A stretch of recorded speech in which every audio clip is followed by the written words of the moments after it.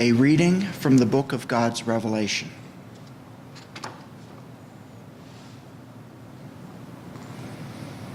A new humanity created by God's light as successor to the former races generated out of darkness would establish a new world order of truth and justice, ruled by God's divine image and word, which would result in the transformation of matter into incorruptible spirit, in a restored creation in which evil and darkness would vanish forever.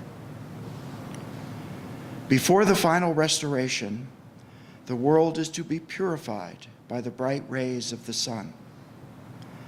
The races will be cleansed by the fire of the Holy Spirit for a healing and a blessing of soul.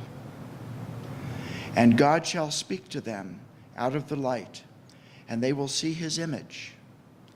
And that race that endures will bathe in God's light and live on the divine presence, as did the creation before the generation of darkness, the sun and stars and the worlds of matter, and it will share in the new act of creation.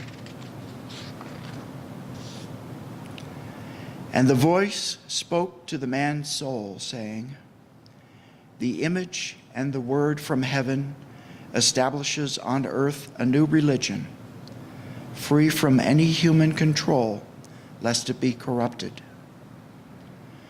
This religion shall not be subject to any written law, nor to any priest, minister, prophet, or counselor, nor to any court of civil law, secular authority, or ecclesiastical jurisdiction, nor to any existing written canon law or scriptural text, nor to any lay person, academic, or scholar of learned institution. God wills that this religion be subject only to the word spoken out of the Creator's light in the image of the Son of Righteousness. And this religion is constituted of the ordained, bound together under oath to the theocratic community's own laws written in heaven and revealed by God. And let the ordained new covenanters go forth as messengers of God, spreading the teachings over the face of the earth. And let the ordained read the books to the peoples at those places consecrated to God. And all who hear, together with the land and the peoples, shall be blessed of God. And should any nation forbid the reading by God's messengers, or by exercising its authority suppress the freedom of the people to hear the messengers, let that nation come under the strong and just rays of God's Son of judgment, which is intolerant of all secular and ecclesiastical authorities who violate the spiritual rights of humans decreed from heaven.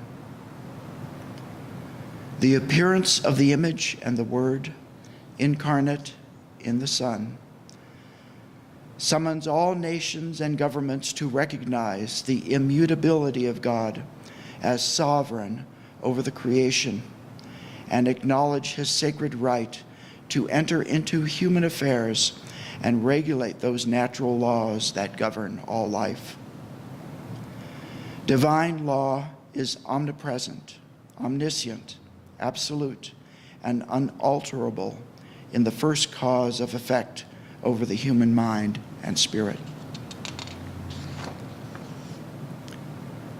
The supreme judicator of all life administers justice from the seat of the sun and issues an edict to the ordained of the Church of the Second Advent to inform every human being of that holy writ revealed by God, so that all nations and peoples may live in accordance with the supernatural law in the final struggle between the powers of light and darkness. The nations and governments of the world are under a sacred mandate to receive the ordained who minister unto the people, blessing the land and mellowing the rays of the sun. For the peoples of the earth are too sick and unclean to be healed by God's Son of righteousness, if they not live the way revealed.